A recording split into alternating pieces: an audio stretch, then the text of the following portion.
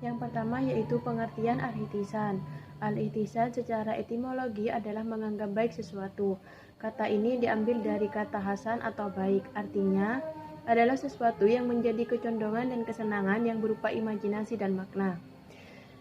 Ada beberapa makna ihtisan secara terminologi. Yang pertama yaitu menurut Hanafiyah, yaitu ihtisan adalah sebutan untuk dalil yang jatuh berlawanan dengan qiyas, digunakan sehingga lebih umum dari qiyas. Yang kedua yaitu Hanabilah, ihtisan adalah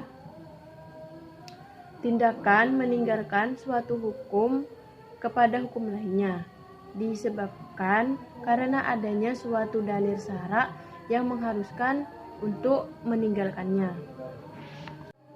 Yang kedua yaitu dasar-dasar hukum ihtisan.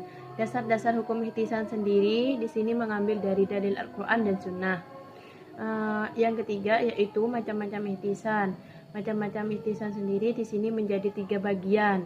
Yang pertama, ihtisan ditinjau dari segi dalil yang digunakan pada saat beralih dari qiyas, yaitu dibagi menjadi 3. Yang pertama yaitu beralih dari apa yang dituntut oleh qiyas kepada yang dikehendaki oleh qiyas haji.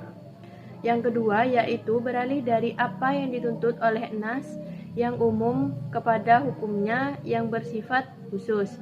Yang ketiga yaitu beralih dari tuntutan hukum kuli. Baik, yang kedua yaitu ditinjau dari segi sandaran atau yang menjadi dasar dalam peralihan untuk menempuh cara ihtisan oleh mujtahid sendiri itu terbagi menjadi 4. Yang pertama yaitu ihtisan yang sandarannya qiyas kafi.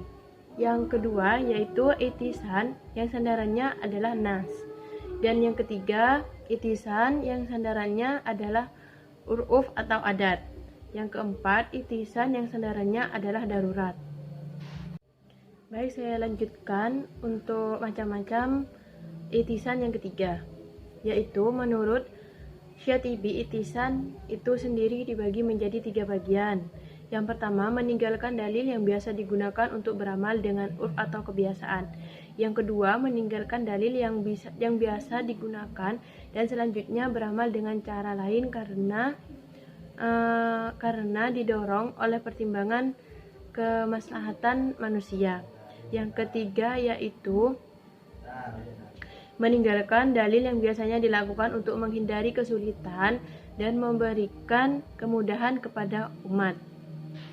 Baik, saya lanjutkan untuk bagian yang keempat, yaitu dari contoh ihtisan yang memiliki relevansi dengan ilmu ekonomi dan bisnis.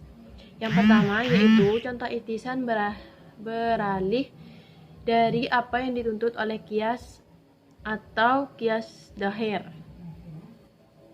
Dalam hal kasus ini, kasus mewakafkan tanah yang di dalamnya terdapat jalan atau sumber air minum.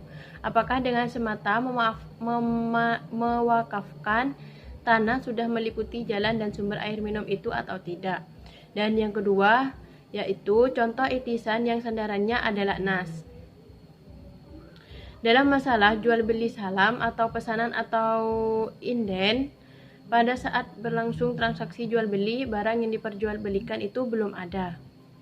Baik, saya jelaskan contoh ihtisan yang terakhir, yaitu contoh ihtisan yang dalam praktiknya dinamai dengan ihtisan atau akan diuraikan sendiri. Adanya sedikit kelebihan dalam menukar sesuatu dalam ukuran yang banyak.